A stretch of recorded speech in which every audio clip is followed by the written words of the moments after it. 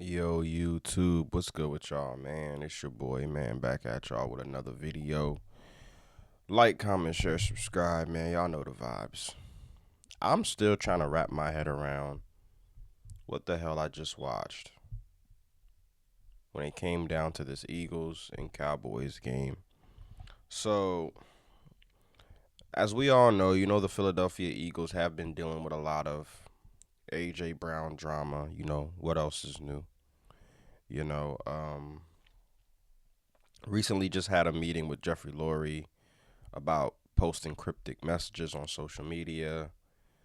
Leading up to this game, man, I think the Philadelphia Eagles were favored, by a wide margin, just based off of how bad the Dallas Cowboys' defense has been throughout this entire season. The Philadelphia Eagles, however, did, come into this game red hot, man. Won their last four games.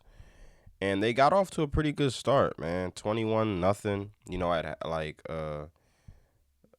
by the second quarter we was up 21 points, and I believe the Dallas Cowboys scored towards the end of the half, and then they scored two more touchdowns in the second half. And the Philadelphia Eagles, after they got off to that hot start, 21 points, they were never able to regroup, and they were never able to get back onto that momentum. You know what I mean? Didn't score any points in the second half. The offense continued to stall out.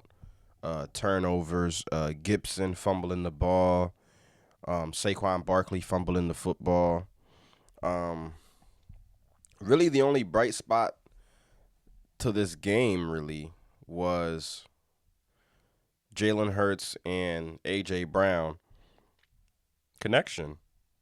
AJ Brown had over 100 yards in this game. Jalen Hurts almost played a perfect game had it not been for that sack that he took at the end of the game. And we're going to get to that in just a second because I don't really think that was completely on him. I more so blame the play calling more than I blame him for that. But let's get into this game, man. For starters, I want to talk about Saquon Barkley. Um, in this game, Saquon Barkley had 10 carries. Can't really remember how many yards he had, but he had 10 carries in this game. Um, Now, could his 10 carries contribute from him having a down year this year? Because, let's just be honest, man. Saquon hasn't really been the best.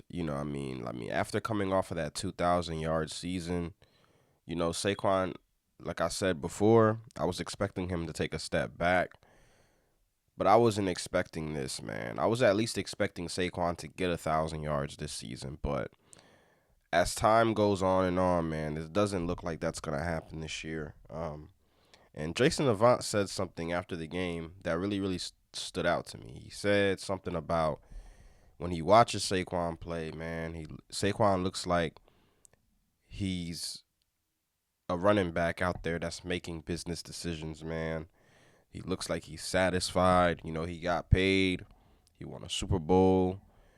But my thing is, man, Saquon, even when you were in New York, my boy, you was doing even when you was in New York, the offensive line was never as good as the Eagles' offensive line is now, but you were still able to put up numbers. So I don't know what's going on this year, man. I think the Madden curse has really gotten to Saquon. Now, don't get me wrong, the Eagles' offensive line hasn't been the greatest this year. I think they're middle of the pack this year. We just lost Lane Johnson, and as you guys can see, Lane Johnson is very, very valuable to this Eagles offense, man. Without Lane Johnson in the lineup, the Eagles don't win as many games as they normally do.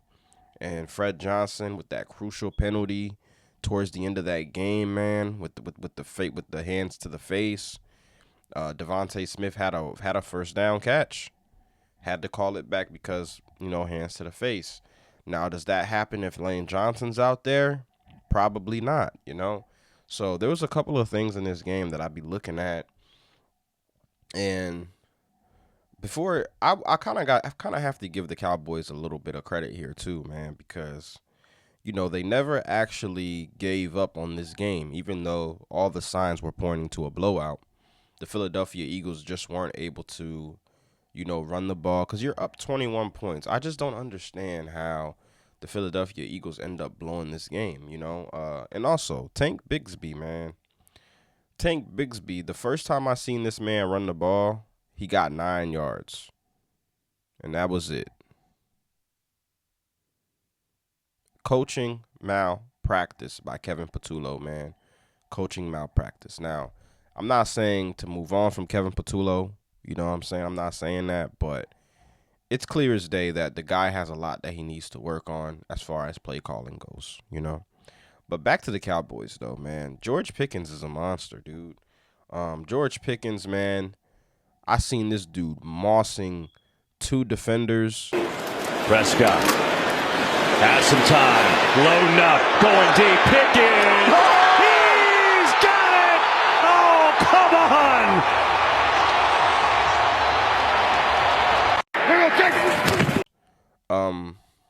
CeeDee Lamb dropped that pass to. It's looking like George Pickens is the number 1 wide receiver on that team right now. I'm just saying. But, yeah, man, George Pickens played a hell of a game. Dak Prescott should have had, at least 2 interceptions in this game. But Zach Bond, bailed him out with that drop. I'm not giving Dak Prescott any credit, man. Dak Prescott, he played okay, man. But the Philadelphia Eagles, more so than anything, sold this game away, man. And I know people are going to sit around and talk about Jalen Hurts not having the passing numbers, not having the passing stats. Well, he had them today. You know what he didn't have? The W. And that's really all that matters when it comes down to it at the end of the day. And we didn't get that today. So the Eagles got to go back to the drawing boards and figure out what happened in this game, man, because the offense was definitely humming in this. The offense was definitely humming in the second half, in the first half. Second half, I don't know. If the Eagles score 1 touchdown in the second half of this football game, we win the game. What happened to Kevin Patullo's offense in the second half? The Dallas Cowboys' defense is not good. I seen Russell Wilson put up 400 yards on them. The Dallas Cowboys defense is not good. So why is it that the Philadelphia Eagles couldn't find a way to score in the second half? That's a problem. That's coaching malpractice, man. Too many turnovers in this game too, man. The ball, everybody was fumbling the ball. It wasn't even just us. It was on the other side too. Everybody's fumbling the ball, couldn't hold on to the ball. That has to change, man, because there's no way, bro. The Eagles have been winning the turnover battle all season long. Now, this year, y'all decide y'all want to fumble the football everywhere. Makes no sense, man. This game just made no sense to me. The play calling made no sense to me. The way that the guys approached the second half of this game made no sense to me. I just didn't understand what the fuck I watched yesterday. I really don't understand what I watched yesterday. The Philadelphia Eagles shouldn't have lost this game. I'm just gonna be honest. The Philadelphia Eagles should be 9-2 right now. We beat ourselves, man. We beat ourselves yesterday, and it sucks because it is the Dallas Cowboys, man, and I would have loved to sweep the Dallas Cowboys this year. I'm just gonna be honest, but it doesn't look like that's gonna happen, man. But hey, man, Philadelphia Eagles, man, gotta do better though. Gotta do better. A lot of things. A lot of questions need to be answered, especially with Saquon, man. I think Saquon is like my main concern right now because he is having a down year. He doesn't look like the same player that he was last season. And granted, like I said earlier, he did rush for 2,000 yards last season. But at the same time, I wasn't expecting the fall off to be this drastic. He might not even finish with 1,000 yards this season. But y'all like, comment, share, subscribe, man. Y'all know the vibes. Y'all let me know how y'all felt about the Cowboys and the Eagles game. And I'm going to get up with y'all in the next video, man.